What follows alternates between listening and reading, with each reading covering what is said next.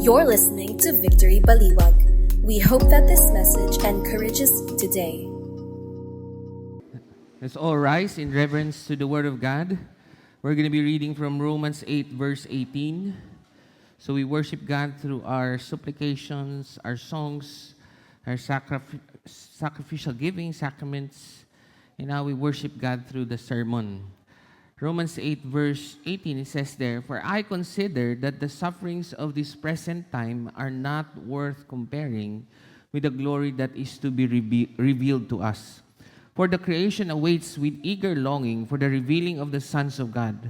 For the creation was subjected to futility, not willingly, but because of him who subjected it, in hope that the creation itself will be set free from its bondage to corruption and obtain the freedom of the glory of the children of God. For we know that the whole creation has been groaning together in the pains of childbirth until now. And not only the creation, but we ourselves, who have the first fruits of the Spirit, groan inwardly as we wait eagerly for adoption as sons, the redemption of our bodies. For in this hope we were saved. Now hope that is seen is not hope. For who hopes for what he sees? But we hope for what we do not see, and we wait for it with patience." Lord, maraming salamat po sa inyong salita. And Lord, teach us to hope for not what we see, but for what we don't see. Lord, maraming salamat po. I know there are many needs among us here, Lord, through your word. May you meet all of them.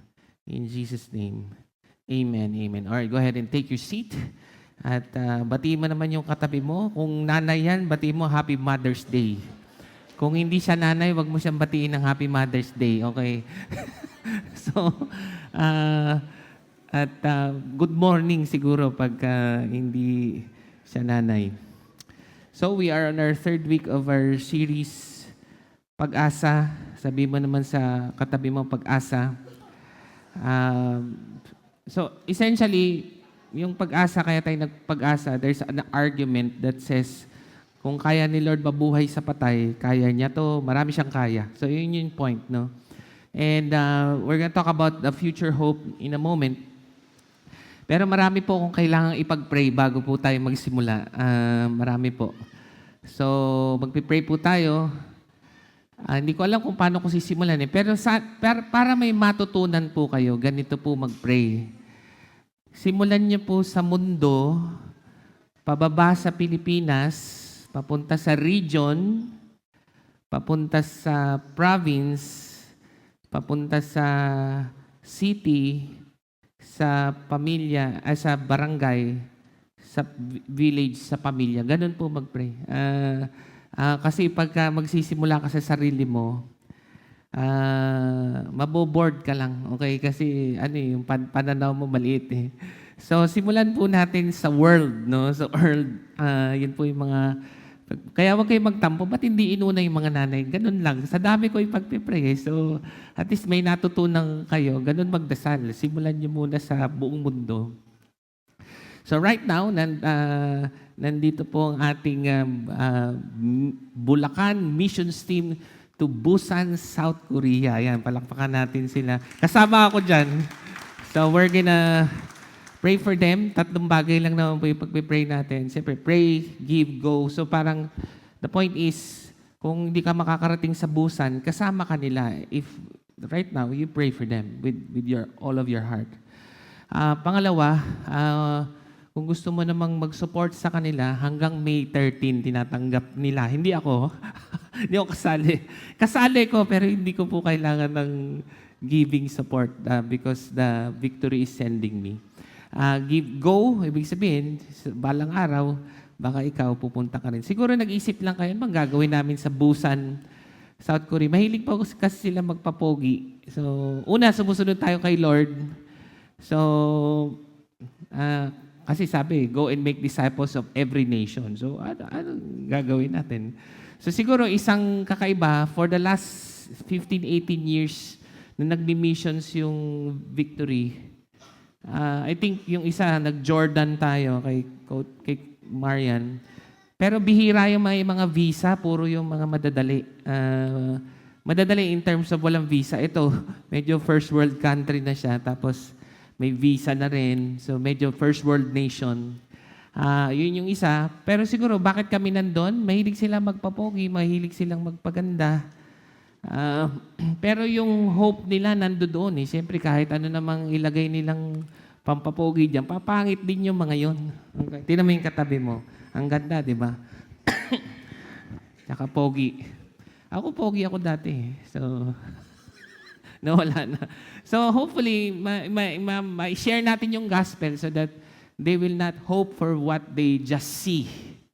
It is the beauty, the handsomeness, but they will hope in what they don't see, and that is our hope in the eternal hope in Jesus Christ. So tawagin na natin sila lahat dito sa taas. Palakpakan naman natin sila ang ating Bulacan to Busan missions team. Hanggang May 13 po yung support, pero ang lipad namin June 26. Ayun. Kasi may kasal ako ng June 25 eh. So pagkakasal, tsaka pa lang kami aalis. Kaya ganun na punta yun. Alright. Meron yatang picture. May mga link ba dyan? Wala. Wala daw link. Sayang naman. Okay. Pa-forward na lang namin. Po-post ko sa wall ko. I-share nyo na lang. Why don't you lay your hands on them? Paano ba ako pupunta? So, Lord, maraming salamat. Beautiful are the feet of those who bring good news.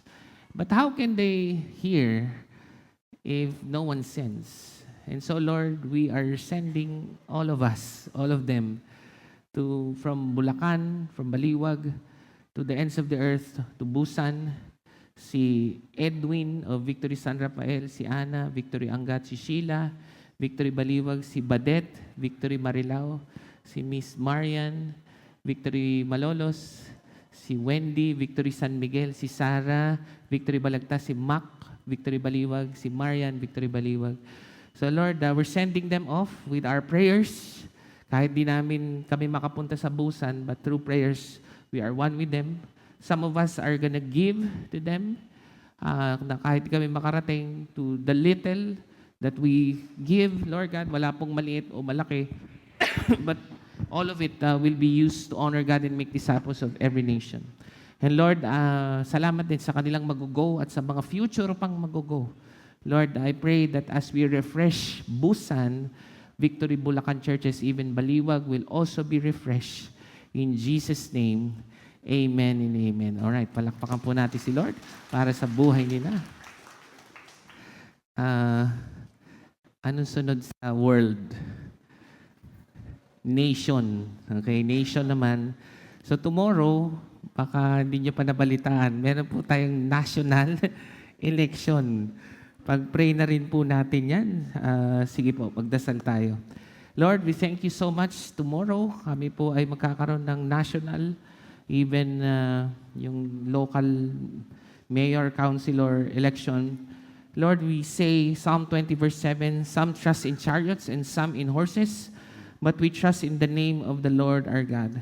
Lord, tomorrow we pray for honest and fair elections. Lord, we pray against the spread of disinformation and fake news. Lord, we rebuke vote buying, fraudulent practices, and any form of violence. Lord, we pray for wisdom and discernment for everyone voting. May we all be motivated by the desire for the common good. Lord, paalalahanan mo kami bukas bago kami bumoto, magdadasal kami.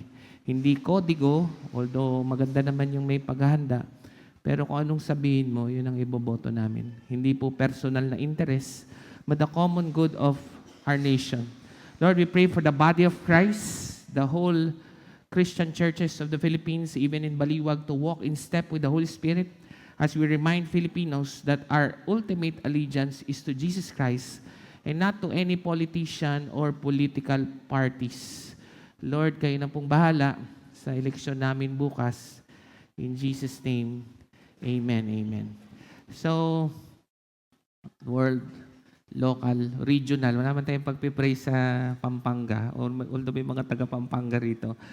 Regional, provincial, tapos na. Okay?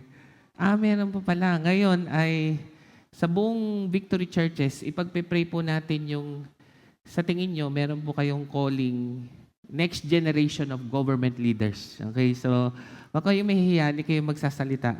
But essentially, once we pray for you, we're gonna mentor you. Parang ganon. We're gonna mag-victory group tayo. So, Lord, ikaw na pong bahala.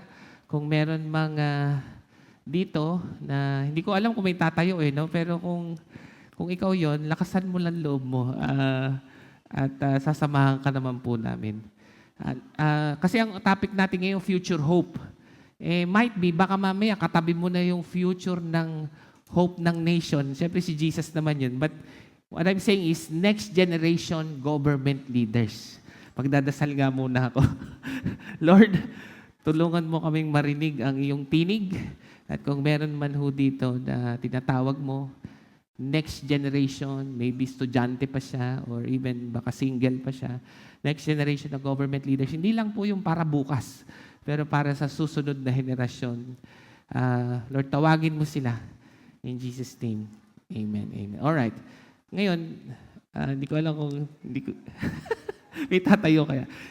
Sabi mo, kung may kakilala ka na yun, pilitin mo siyang tumayo. Okay? So, hindi ko alam So, meron ba dito, anybody here, kung ikaw feeling mo tinatawag ka ni Lord, next generation, maging government leader ka, we wanna pray for you, mentor you, disciple you, meron ba? Pwede po ba kayong tumayo? Anybody here? Wala. O nahihiya ka lang? Wala kasi tumatayo no? Wala? Going once? Ha?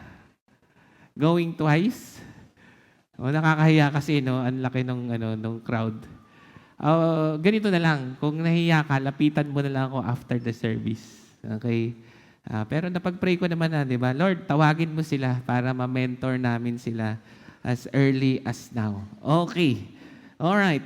Ito po ay, siyempre, mga mothers of provincial, local. Ayan, mga pag-pray natin sa local ay mga nanay. Siguro naman may tatayo dito. Okay, so pwede po bang patayuin natin ng ating mga nanay upang sila ay ating ipagdasal. Hindi po kayo magsasalita. I-bless lang namin kayo. At siguro I just also wanna be careful na alam ko yung iba masaya, Mother's Day ngayon. Pero yung iba malungkot no? Kasi wala na yung nanay nila. I remember Isaiah 49, can a mother forget her child? Sabi niya, malabo. Pero sabi niya, even then, they may forget. Yet God says, I will not forget you. Behold, I have engraved you on the palm of my hand, which refers to the cross. So, kung wala man kayong nanay, ay hindi raw, kung ibig sabihin, kung patay na nanay nyo, parang nakalimutan na kayo ng nanay ninyo o nakalimutan nyo na siya. Pero, hindi naman po kayo nakakalimutan ni God. So, He has engraved you on the palm of His hands as the cross. So, pwede po ba nating ilay hands ang lahat ng ating mga nanay? Lord, maraming salamat po sa aming mga nanay. Alam ko, baka nanay sila pero wala na rin silang nanay. Can a mother forget her nursing child, that she should have no compassion on the child of her womb? Even these mothers may forget. But the Lord says, yet I will not forget you. Na siguro nag-isip yung mga nanay na ako yung nanay, sinong nanay sa akin? And the Lord says, I'm here. I do not forget you. Behold, behold, I have engraved you on the palms of my hands. Your walls are continually before me. Lord, maraming salamat po. I-bless niyo po sila ngayong araw. Hindi lang po ngayon. I pray na sa kanilang asawa at mga anak, mga kapamilya, araw-araw Mother's Day. Lord, salamat po.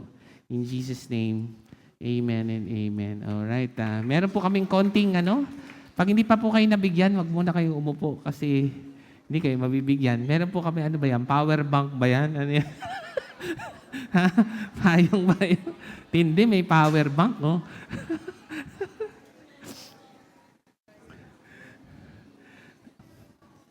Pag nabigyan na, upo na po kayo para makita natin kung nabigyan po ba kayo. Once again, palakpakan naman natin ang ating mga nanay.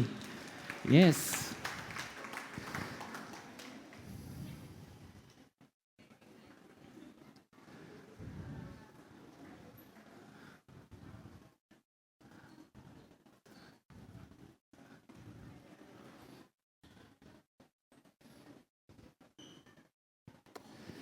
Alright, once again, Happy Mother's Day. Okay.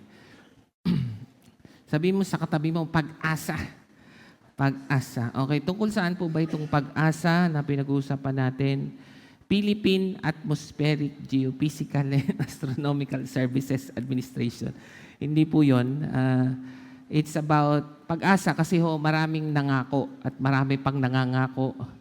At marami pong nangangako na may matatanggap daw kayo bukas. Pwede po bang ibigay nyo na lang sa missions team? Hindi, biro lang. Joke. Bawal yan. Bawal. Bawal.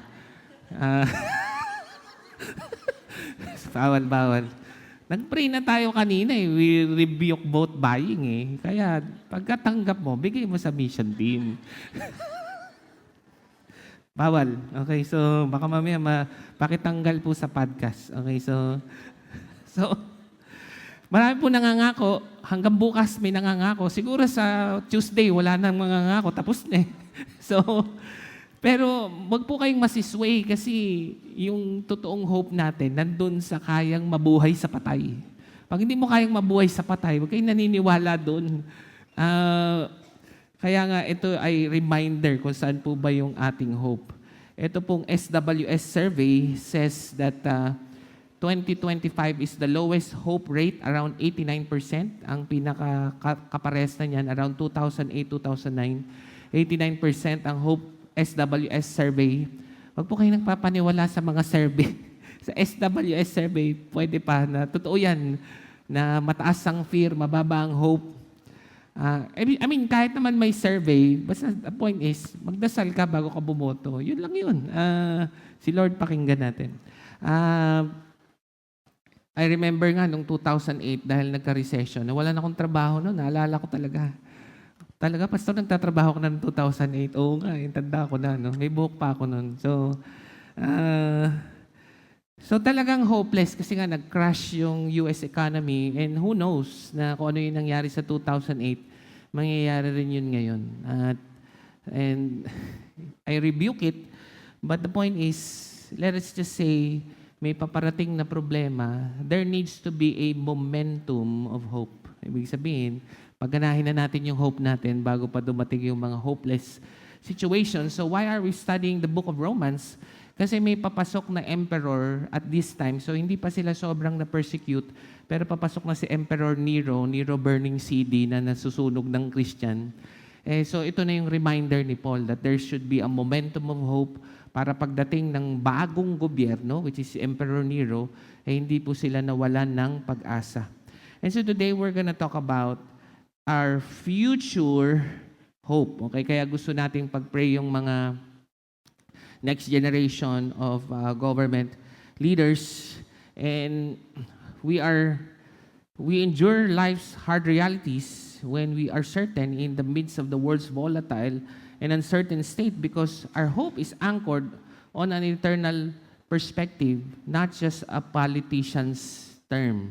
Minsan ang hope natin in the next 3 years lang. Hindi, layuan mo pa. Okay? Our hope can be not just in the next 3 years, but forever. Okay? In the next life or even in the next eternity. And somehow, kung paano mo nakikita ang eternity should affect your hope today. Okay? So, number one that I would like to highlight is our hope is that God will redeem our bodies. Ibig sabihin, siyempre magsimula muna tayo sa sarili natin. Sino sa inyo yung katabi mo? Ang pogi niyan dati, di ba? Ang ganda niyan dati. Ngayon, hindi na masyado. Okay, so, yung anak ko, tinatanong, Jad, nasaan na yung buhok mo? Siyempre, yung 12 years old ko, medyo hindi pa nakakatawa. But, siyempre, pag yung 5-year-old, Dad, where's your hair? Nga, ganun siya. Sabi ko, Yun, hopeless na ako kasi wala, hindi ko na maibalik eh. So, kahit mag-shampoo ko sa kabayo, wala eh, hindi ko magana. So, ibig sabihin, simulan natin sa sarili natin. Tingnan mo na lang yung sarili mo, di ba? Dati kompleto yung ipin mo, di ba? Ngayon, mas dumami pa. Hindi, joke lang. Okay, so, ang daming, wag ka na lang tumingin sa labas, no? Ikaw na lang, no? Ang daming nababago sa'yo. Parang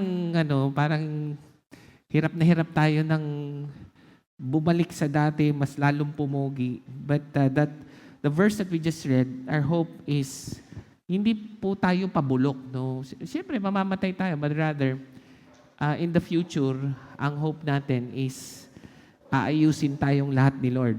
Okay? Now, I want to say na napakadami pong verse, no? It's Romans 8:18 to 39. So, open your Bibles kung meron kang paper Bible. So, wala kayong makikitang verse sa screen. Deliberate po yun para hindi kayo screen focus, but Bible focus.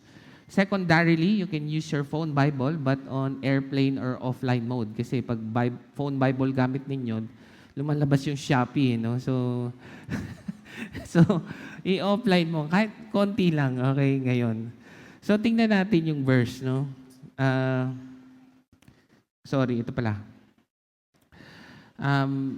Verse 18, "For I consider that the sufferings of this present time are not worth comparing with the glory that is to be revealed to us."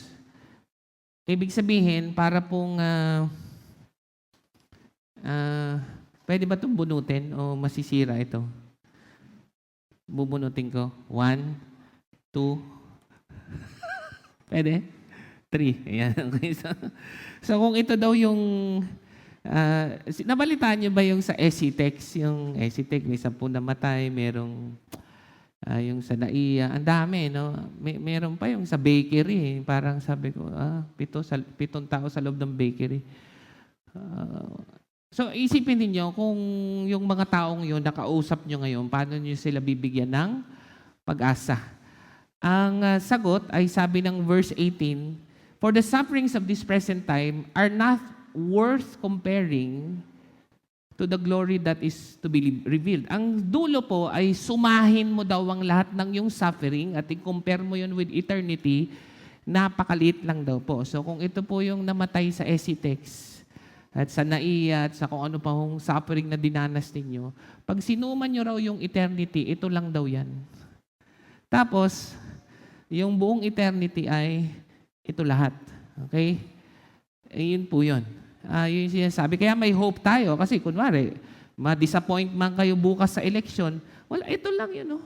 Ang dami pa. Okay? Ang dami pang pwedeng sasaksak ko na ano ba to masisira. Pag nasira, okay lang. May hope naman eh. So,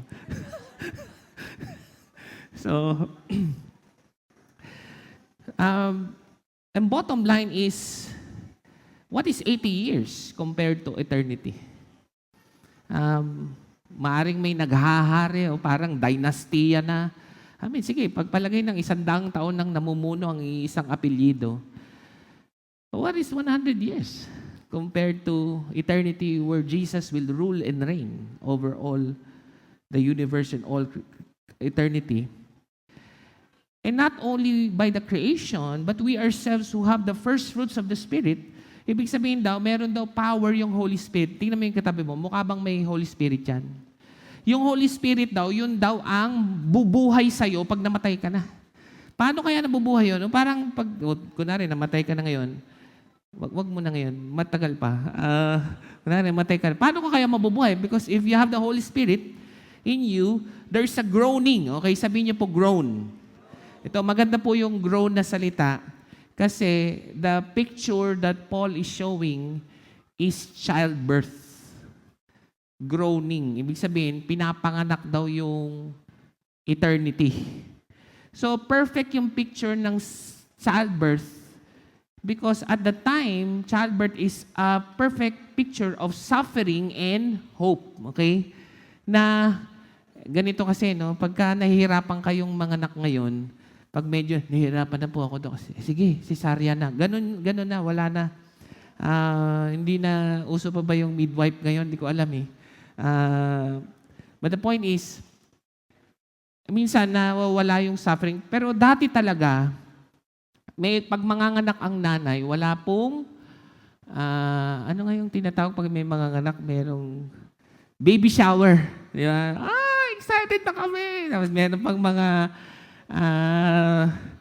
ano nga yun, yung gender reveal pa. Di ba? Alam niyo po ba, pag manganganak na ang babae nung time ng Romans 8, sila po'y nagluluksa. Kasi ang kanila pong experience, the mother should die so that the baby will live. Ibig sabihin, ngayon na lang yon na hindi na namamatay yung nanay. Pero ang totoo, sa Romans 8 context, malungkot sila pag manganganak. They were suffering, they will groan for hours and hours. But what keeps them from suffering even until death? It is because of the hope of what is being birthed. Dalawang bagay ang binibirth doon. Una, Christ-likeness ng iyong katabi. Okay, maniwala ka magiging Christ-like din yung katabi mo. Oo, maniwala ka. Magsasawa rin yan, sundin si Satanas. Diba? So, kasawa din niya. Kakasawa din yun, ha? Di pa ba kayo sawa? So, sawa na ako, sundin to. Si Lord naman. Okay, so, yun yung binibirth. Pangalawa, binibirth din yung eternity. Okay, so parang tinan nyo, napaka-painful mamatay, no? Lalo na pag nanonood kayo sa ICU and all. But how can you have hope? Because dun sa ICU moment, parang may suffering, but alam natin that it is pinapanganak nun ang buhay na walang hanggan. Yun po yung groan na sinasabi to. Inwardly, as we wait eagerly for adoption as sons, the redemption of our bodies, aging, sickness, disability, weakness, and suffering are part of our human condition. But for believers, this is not the end. We can expect and hope that God will redeem our bodies. Alam nyo, kahit nga natalo yung Lakers, nalungkot lang ako, pero may pag-asa pa rin ako. Nakakakuha rin kami ng sentro, di ba? Pero totoo, hindi ako parang ganun ako. Nagsiklib ako noon nung, hindi, joke lang. Redeem our bodies. This means that we will eventually have a body that will neither suffer nor degenerate. So, kung overweight ka ngayon, maniwala ka, babalik yan. Balik alindog program. So, bumalik yung weight mo sa dati. Mamatay ka muna. Hindi, mag-exercise ka. So, ayun ang pinanggagalingan dito. Number 2 is, hindi na lang, so, ang hope mo, ikaw, may suffering ka, pero ano yan, hindi yan mauuwi sa wala. Okay? May binibirth si Lord. You could groan in your life, but the Lord is birthing something, no? Siguro ang naisip na kagad natin si Jesus Christ, di ba? He died on the cross so that you and I can live. Parang nanay si Lord, no? Namatay siya para mabuhay ka. Nag-suffer si Jesus so that you and I can have hope. Di ba? So yun yung pwede nating pag-isipan dyan. Our hope, so una, sarili natin. Pero pangalawa is, our hope is that God will redeem creation. So ikaw, tingnan mo muna yung sarili mo, may hope pa pala ako. Okay, pag okay ka na, tingnan mo rin yung labas. Anong nakikita mo? Maaayos pa kaya yung daan sa labas? Yung mga ganon. May pag-asa ba? So God promises that He will not just redeem our bodies, He will also redeem the whole creation. Wow! And this means that the whole world will be redeemed by God. And this means that there will be no more death and decay, and that the entire world will be restored to its pristine condition. Sabi nga ng Book of Revelation, golden streets. Grabe, no? Alam niyo kung ano yung kalsadang di nasisira? Golden Street. Grabe. Hindi po street na ang pangalan ay gold. Golden Street. Hindi. Talagang gawa sa ginto yung daan. Kaya pagka nadadaan kayo dyan, di ba? Yan, Lord, balang araw, pagtitiis na kami, nag-groan lang kami ngayon, pero balang araw, magiging ginto. Wala nang pawn shop sa langit. Yung daan nga gawa sa ginto. Para saan ang pawn shop? So, at ang sabi nung Bible verse, for the creation awaits with eager longing for the revealing of the sons of God. Pag daw naluluba ka dyan sa labas, dapat daw ma-excite ka. Yung creation daw, hindi daw siya nagre-reklamo na, ba naman yan? Sinira nyo na naman yung mga puno. Sinunog na naman. Ang dami nyong ginawa na hindi. Habang nasisira daw yung creation, lalo daw na-excite ang creation, yung mga puno siguro, kung may isip man yung puno, ay iniisip niya, naku, balang araw, lahat ng mga naputol na puno, babalik ni Lord lahat yan. So, sana yung hope makita sa atin na may eagerness. Yung mga daan talaga natin, mga korap talaga. Bumili ka man lang ng isang bag ng simento, iambag mo sa DPWH bago ako magreklamo. But the point is, alam ko naman na talagang may problema talaga. But the point is, eagerness daw ang dapat na meron, na hope. Because our hope is that God will redeem the whole creation. Verse 20, for the creation was subjected to futility, not willingly, but because of Him who subjected it in hope. Isipin nyo, bakit po ba nasira yung mundo? Hindi dahil sinasadya, pero dahil tinempt tayo ng serpent. Doon nagsimula yun eh. So dahil nagkasala ang tao, kaya nasisira ang creation. Pero dahil si Jesus ay tinalo niya na ang kapangyarihan ng kasalanan sa cross, meron tayong pag-asa. Verse 21, that the creation itself will be set free from its bondage to corruption and obtain the freedom of the glory of the children of God. Meaning, yes, nagkasala tayo, pero all things work out for the good. Meaning, yung iyong brokenness ay maglilid sa glory.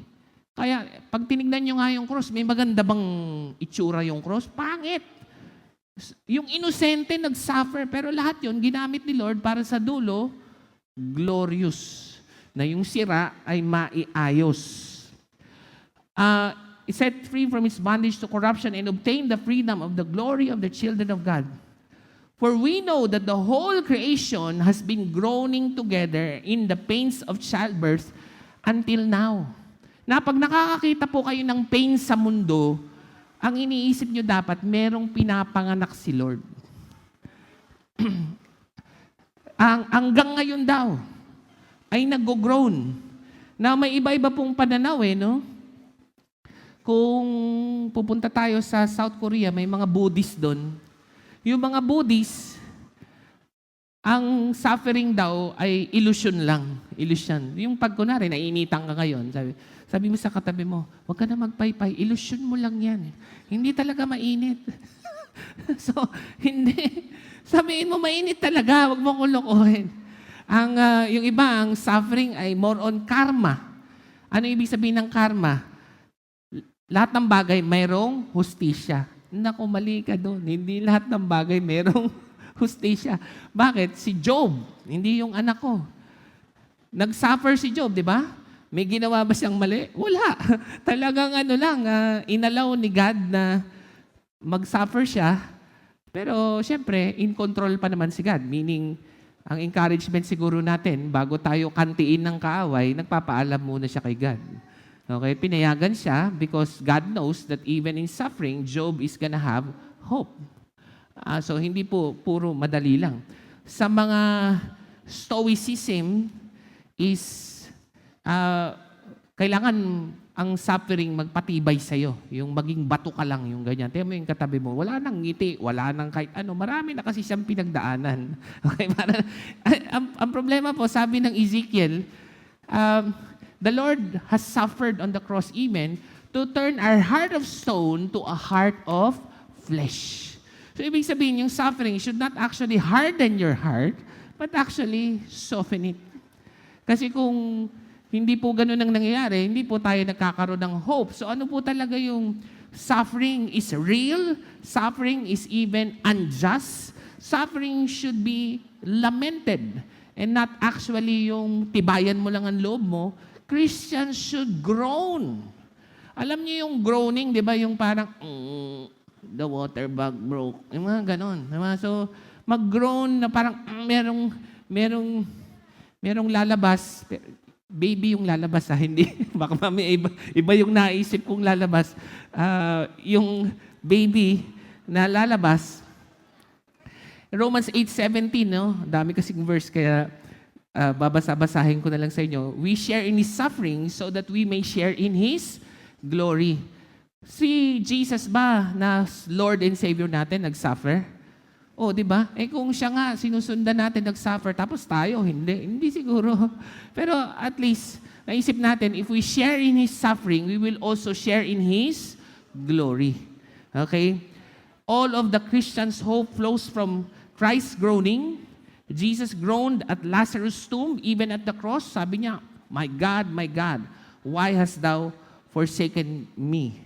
Mark 7, Jesus sighed and groaned as He was healed. Salvation comes to Christ's patient suffering for our sin. Huwag tayong maging parang Buddhist na parang dinideny yung suffering or karma, irrationalize ang suffering or suppress suffering. Groan in hope. Sabi mo sa katabi mo, groan in hope. Trusting your Father and resting in your King. Remember, Jesus groaned for you, therefore, He understands. Pati nga si Jesus nag-groan eh. Pero meron siyang hope.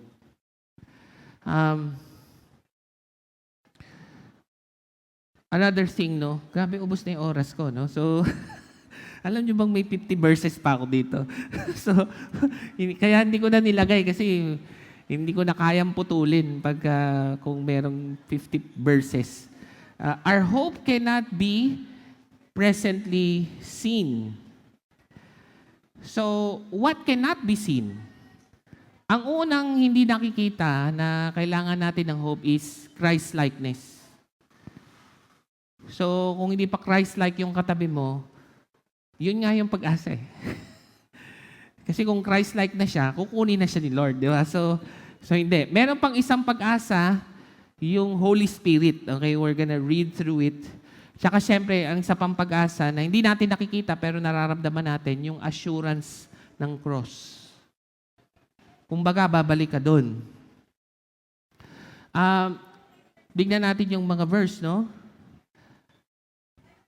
Ang problema po kasi sa panahon ngayon, tingin kayo dito kaya po tayo nalalaglag sa boat buying.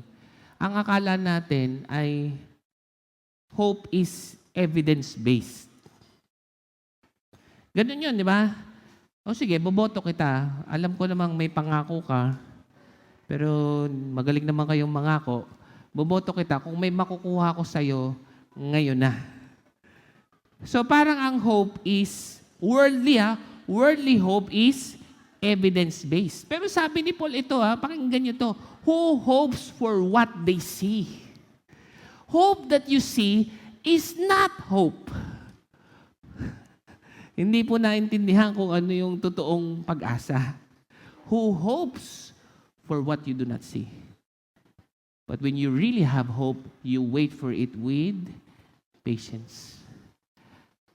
Kaya, tanggapin nyo na bukas, kaya makamundo yung mga tao, kasi hindi naman nila alam yung Word of God. Ang alam nilang pag-asa ay evidence-based. But the Bible is very clear. Who hopes for what they see? Ang totoong pag-asa ay pag-asa sa mga bagay na hindi mo pa nakikita. Kaya itong mga to, mataas ang pag-asa niya. Hindi pa nila nakikita yung busan. Okay, maganda lang makukuha niyo yan. Makukuha natin lahat yan. Makikita natin. At hindi tayo magbabakasyon. Tayo po'y share ng gospel. Sabi po ng verse 24, for in this hope we were saved. Now hope that is seen is not hope. For who hopes for what he sees? But if we hope for what we do not see, ano ba yung hindi pa natin nakikita? Greater level of Christ-likeness. Ang hindi natin nakikita yung Holy Spirit helping us in our weakness. Ang hindi natin nakikita pero naaalala is the assurance of God's love as shown on the cross.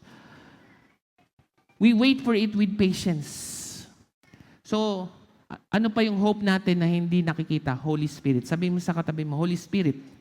Verse 26, it says there, likewise, the Spirit helps us in our weakness. For we do not know what to pray for as we ought, but the Spirit Himself intercedes for us with groanings that too deep for words.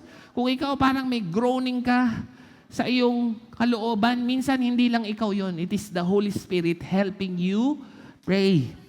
And He who searches the hearts knows what is in the mind of the Spirit, because the Spirit intercedes for the saints according to the will of God. Alam niyo ba kung bakit may disparity yung gusto ni God, yung conviction mo, bakit may disparity yung gusto mo at saka yung nakikita mo? Kasi, para hindi mo ganito mas tama, bakit merong disparity yung flesh at saka yung spirit natin? Yung spirit natin gustong sumunod kay God. Yung flesh natin gustong sumunod sa mundo. So bakit siya magkaiba? So that we do not do what we want, but we do what God wants. There's always a tension in our lives. And we know that for those who love God, ito na, all things work together for the good for those who are called according to His purpose. Bad things will turn for the good. Now, yung totoo, yung sa tapat ng bahay namin dati, mayroong bundok eh. Matagal na yun. Matagal na siyang wala. Hinahanap po, na-misplace yung bundok. Hindi naman na ibabalik. Ano po ba yung bad things that will turn for the good? It's not really what you see, but it is Christ-likeness. Meaning, yung katabi mo, nag-grow yan. Kahit pa may nagawa yang mali, may problema yan in the past, gagamitin ni Lord yon para mas maging siyang Christ-like ngayon. Mas Christ-like siya bukas, mas Christ-like siya sa susunod na araw, yung bad nagiging good. Hindi po ibig sabihin walang nangyayaring bad, may nangyayaring bad, pero kahit yung bad will achieve Christ-likeness in you. Good things can never be lost. Ano ba yung good things na hindi nawawala? Di yung Christ-likeness, di yung kung paano ka na binago ni Lord, and even the best is yet to come. Sabi mo sa katabi mo, the best is yet to come. And we know that for those who love God, all things work together for the good, for those who are called according to His purpose. For those whom He foreknew, He also predestined to be conformed to the image of His Son. Ano ba yung hindi natin nakikita? You are predestined to become like Christ. Yun ang dulo ni Lord sa buhay mo. In order that He might be the firstborn among many brothers, and those whom He predestined, He also called, and those whom He called, He also justified, and those whom He justified, who He also glorifies. Ibig sabihin, kung ikaw ay justified, ikaw ay Christ-like, ikaw rin ay mapupunta sa langit. Yun ang hope. Yun yung hindi natin nakikita. O last, ano pa yung mga talagang makakapag-assure sa atin? Verse 31, what then shall we say to these things? If God is for us, who can be against us? He who did not spare His Son but gave Him up for us all, how will He not also with Him graciously give us all things? Si Lord, binigay na nga niya yung anak niya eh. MPD lang, kaya-kaya ni Lord yun. Kaya-kaya. Parang di kayo nag-amen. All things. Who shall bring any charge against God's elect? Pag sinabi pong God's elect, inelect ka ni Lord, no? Puro, election, no? God, meron kasing theology of election, predestination. Pasimplihin na lang natin. Pag naririnig niyo yung predestination, foreknowledge, election, ibig sabihin nun, it is on God's merit and not our merit. Ibig sabihin ba nun na hindi na nagpaplano ang tao? Hindi naman. Kasi sabi rin ng Bible verse, ano nga yung Bible verse? Proverbs 16 verse 1. Man makes plans, but the Lord orders their steps. So, kaninong will? Will ba natin o will ni God? Ang sagot ay parehas. Parehas. Yung buhay mo, tama at mali, gagamitin ni Lord, siya pa rin ang masusunod sa dulo. Pero hindi walang kwenta ang iyong mga ginagawa. Okay, so, who shall bring any charge against God's elect? So, election bukas, no? Pero sabi mo sa katabi mo, binoto ka ni Lord. Election, God's elect. Ay, ibig sabihin ng election ni God is, He chose you on His merit, not on your merit. But you make your plans, but it is the Lord who will order your steps. Who is to condemn? Christ Jesus is the one who died. More than that, ito na naman mga kapatid, for theory argument. Ano yung hope? Si Jesus na buhay sa pagkamatay. And more than that, who was raised, who is at the right hand of God. So hindi lang siya namatay, siya po'y naluklok sa kanan ng Ama. Who is indeed interceding for us. Biruin mo, sa kanan ng Ama, ano po, nakaupo lang ba si Lord? Hindi, pinagdarasal ka raw niya. Who shall separate us from the love of Christ? Shall tribulation, or distress, or persecution, or famine, or nakedness, or danger, or sword, or natalo yung kandidato mo? For as it is written, for your sake we are being killed all day long, and we are regarded as sheep to be slaughtered. Sabi mo sa katabi mo, no. No, hindi tayo mawawala ng pag-asa.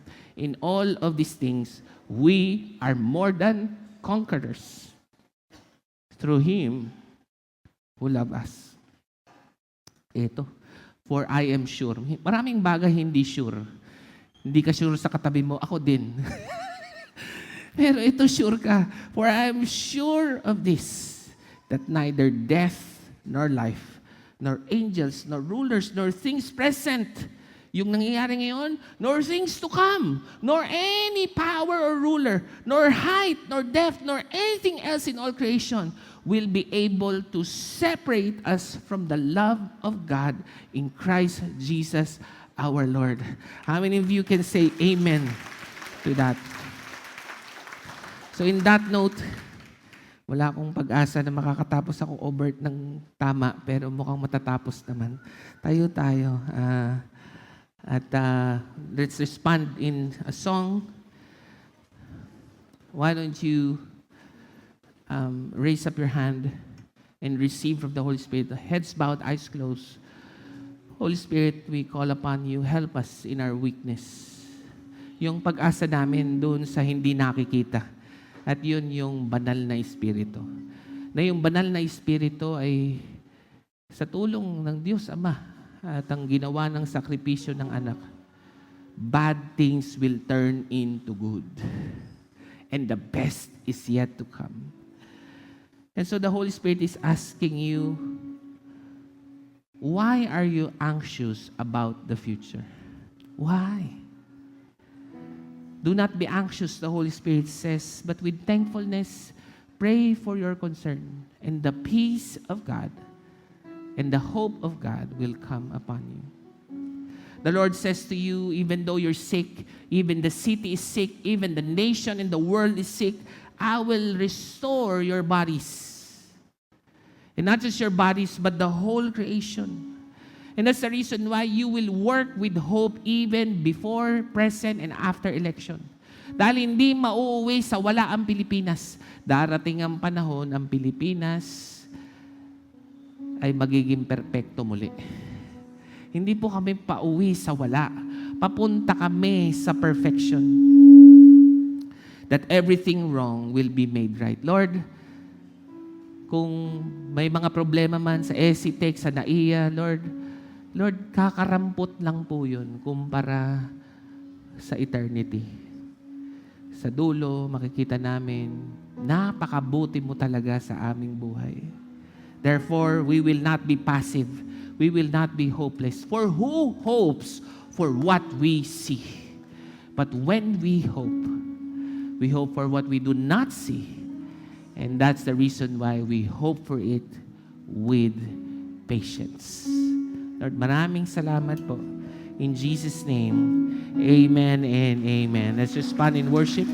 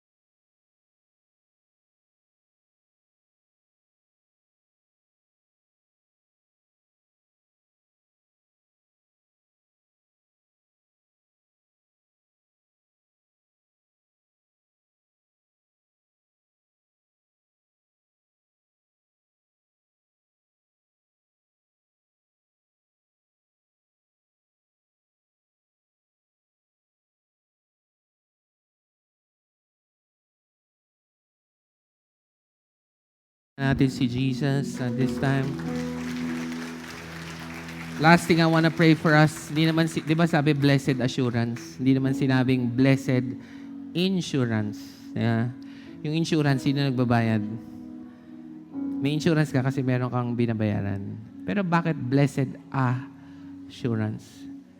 Kasi hindi ikaw yung nagbayad eh. Si Lord. Siya nagbayad, pero ikaw yung merong assurance. Therefore, we have future hope. Amen. Let's all raise our hands to heaven. Lord God, maraming salamat po. We send everybody out.